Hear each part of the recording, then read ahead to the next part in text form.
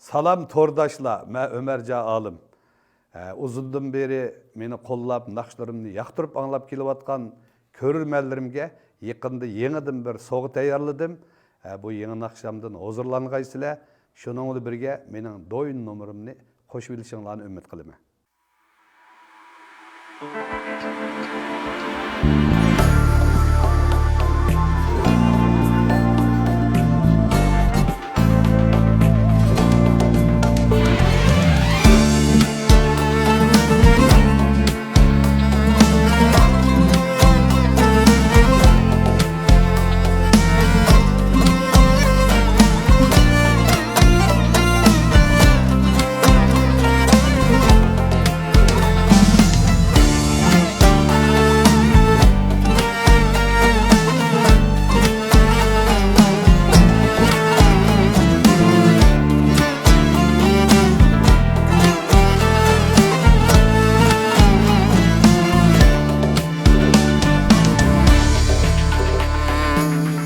Bu hayatın ahiri hellisi badu.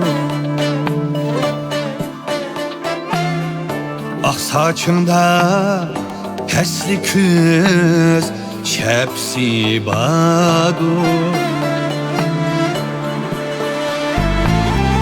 Ah saçında hesli küz şepsi bardu.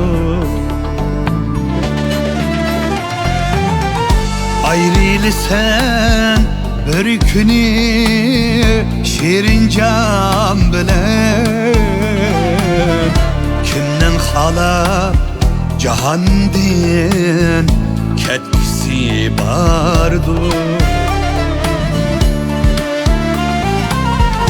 Ayrılı sen bir günü şirin cam bilen kimden halam cahandin ketkisi bardu.